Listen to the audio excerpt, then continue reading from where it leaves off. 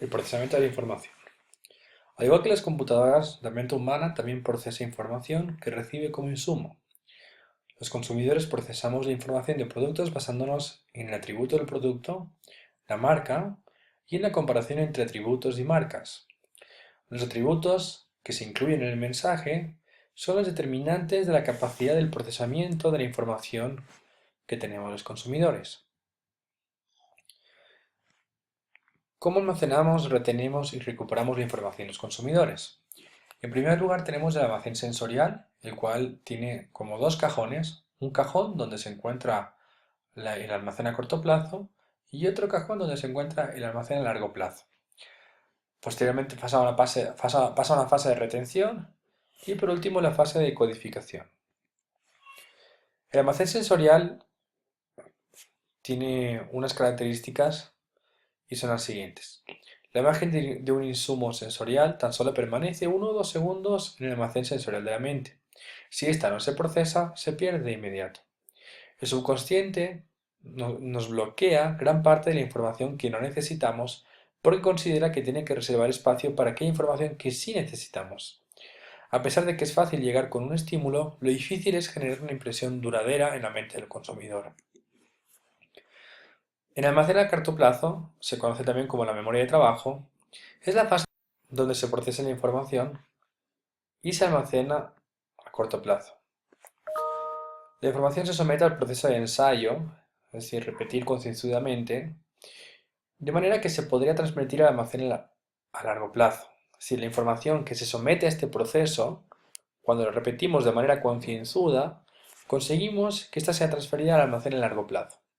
De lo contrario, la información que no es sometida al proceso de ensayo, es decir, no se trabaja para almacenarla, pasa a perderse en aproximadamente 30 segundos.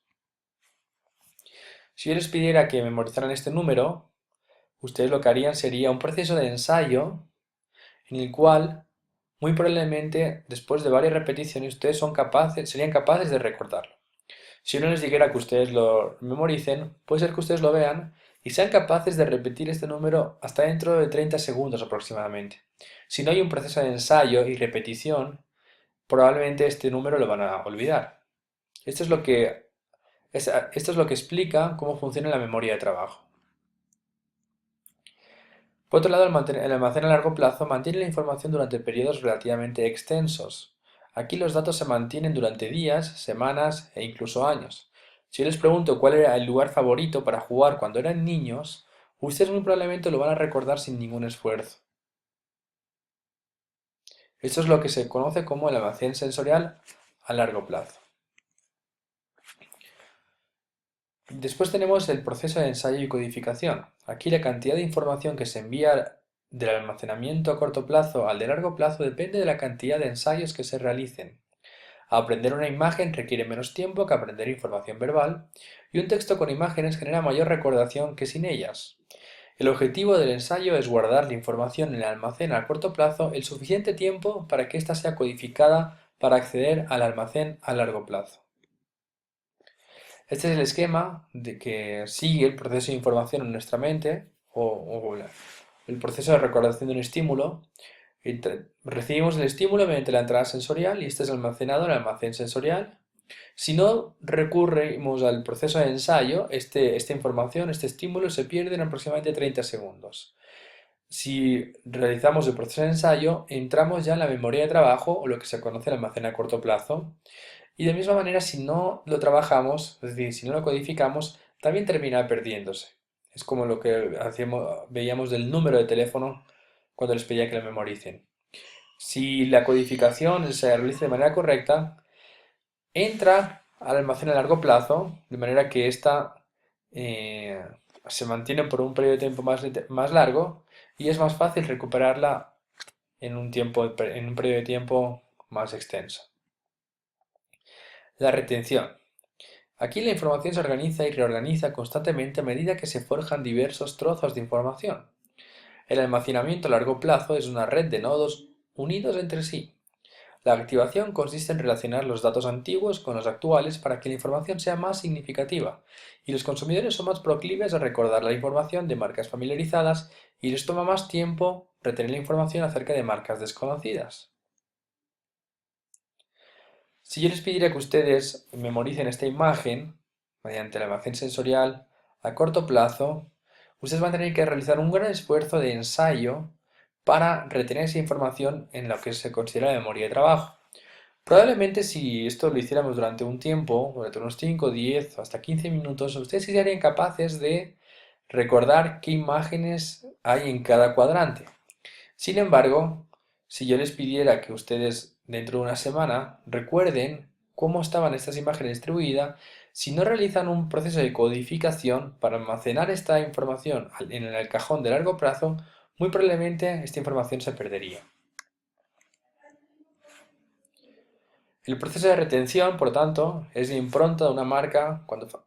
Dentro del proceso de retención, digamos, la impronta de una marca favorece el aprendizaje y la retención por parte de los consumidores.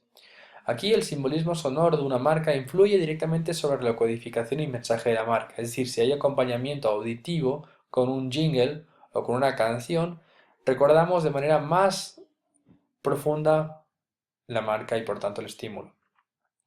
Los consumidores recodifican lo que ya habían codificado para incluir mayores cantidades de información o agrupación. La recuperación. Aquí recuperamos la información que se encuentra en el almacén a largo plazo. Se activa con señales situacionales y si la marca es distintiva y muy enunciada, la recuperación será más rápida.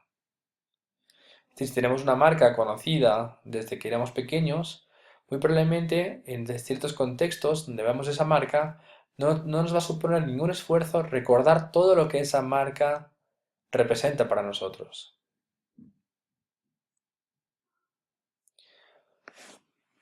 Tenemos, como consumidores, es importante comprender cómo funciona nuestra mente. Dentro de nuestra mente, nosotros, a la hora de procesar un estímulo, tenemos dos rutas, la ruta central y la ruta periférica. La ruta central eh, es la ruta que elegimos, digamos, para productos de alto involucramiento, es decir, productos que requieren de un gran tiempo y de un esfuerzo económico importante para su compra. Se analizan cuidadosamente las ventajas y desventajas del producto. Este requiere mucha reflexión y un cuidadoso procesamiento cognitivo. Aquí la calidad del argumento es fundamental y funciona para anuncios comparativos. Es la ruta más, a pesar de que es la central, es la ruta más larga y más duradera, digamos, a la hora de procesar un estímulo.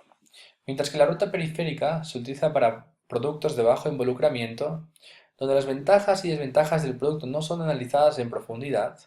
Esta no requiere de reflexión y el procesamiento cognitivo es bajo. Es suficiente con imágenes agradables y un mensaje promocional gracioso, por tanto, funcionan bien anuncios en tono de humor. Aquí tenemos el ejemplo de la ruta central y la ruta periférica. La ruta central es la que pasa por el centro de todos los, digamos, las partes del cerebro y por eso tiene que atravesar un camino mucho más duro de atravesar, digamos, mientras que la ruta periférica pasa directamente, o sea, se sortea todos estos obstáculos que sí se encuentran en la ruta central, debido a que cuando hablamos de ruta periférica estamos pensando en productos de baja implicación que compramos casi casi diario o semanalmente, que lo conocemos, donde no analizamos detalladamente qué tipo de producto es. Un ejemplo de ello sería las compras diarias o semanales que hacemos nosotros para nuestra alimentación. Mientras que en la ruta central son compras que se realizan a largo plazo, o sea, durante grandes periodos de tiempo, se investiga, se analiza, se ven los pros, se ven los contras, y un ejemplo de ellos podría ser la compra de un automóvil.